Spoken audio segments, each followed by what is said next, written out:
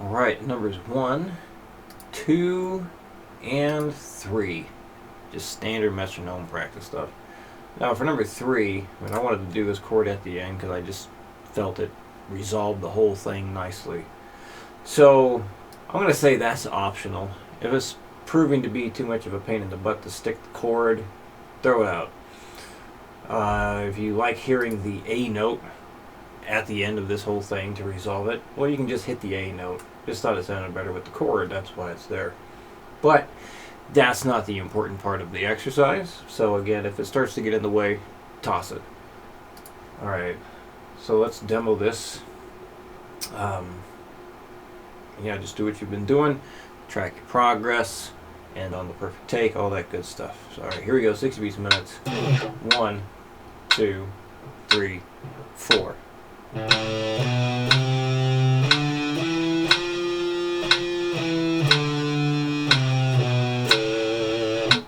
80. 1, 2, 3, 4.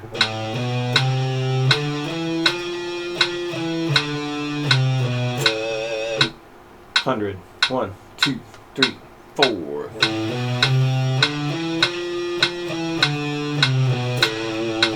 120. 1, 2, 3, 4.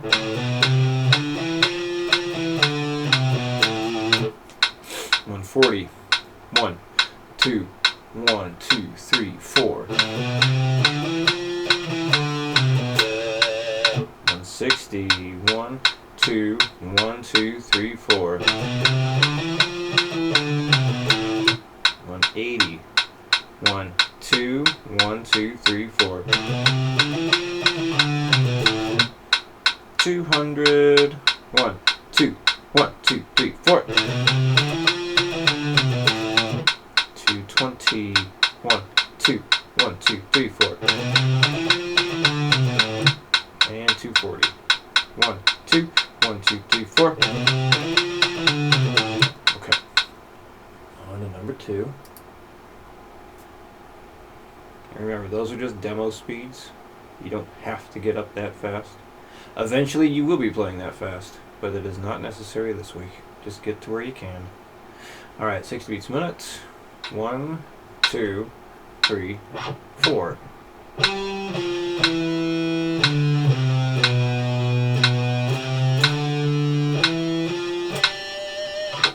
Right, and remember, when you're doing the descending thing here, you don't have to have your index finger stay down until you need to go to the 7th fret here. Once your pinky hits the next string, it's okay to take your index finger off. It doesn't have to stay down until the last possible second. It's a little bit different when you're ascending things. Then you do want to move the last second, but coming down, it's a little bit different because you have the pinky and the other fingers muting as well. Alright, so that was 60. Here we go with 80. 1, 2, 3, 4.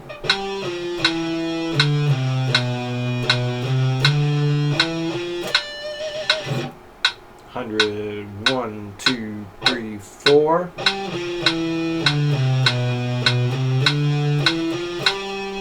120.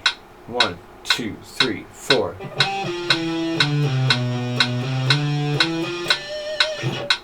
140. 1, 2, 1, 2, 3, 4. 160. 1, 2, 1, 2, 3, 4. 180. 1, 2, 1, 2, 3, 4. 200. 1, 2, 1, 2, 3, 4. 220. 1, 2, 1, 2, 3, 4. And 240. 1. Whoops. Here we go. 1, 2, 1, 2, 3, 4. Alright, and number 3.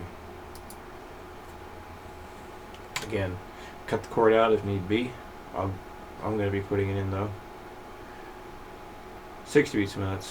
1, 2, 3, 4.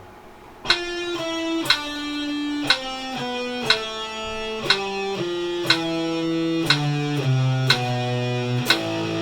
My index finger basically starts moving to the next string when I'm playing the second note in a row. 80 beats a minute. 1, 2, 3, 4.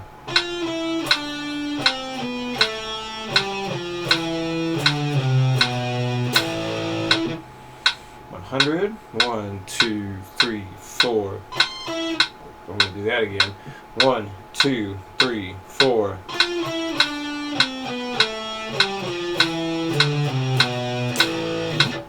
120.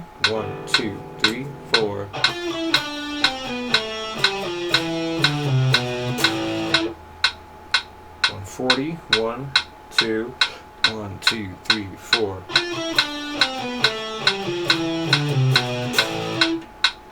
160.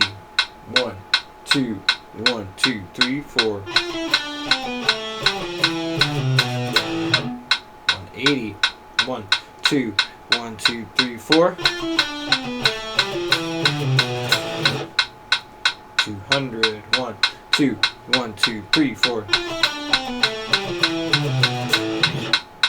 220. 1, 2, 1, 2, 3, 4. And 240. 1, 2, 1, 2, 3, 4. And then you can practice improv stuff to help better memorize scales, like we talked about yesterday. So you can use the backing track that I sent you. You can look up other A minor backing tracks, and just any of the scale shapes will work just fine over that. So yeah, if you look up like A minor blues backing tracks, you might run into something that would involve progressions that work for a blues scale, but not necessarily what we're doing.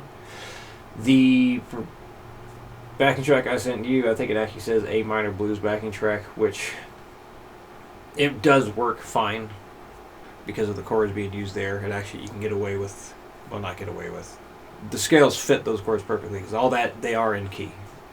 Every chord is in the key of C, also known as A minor.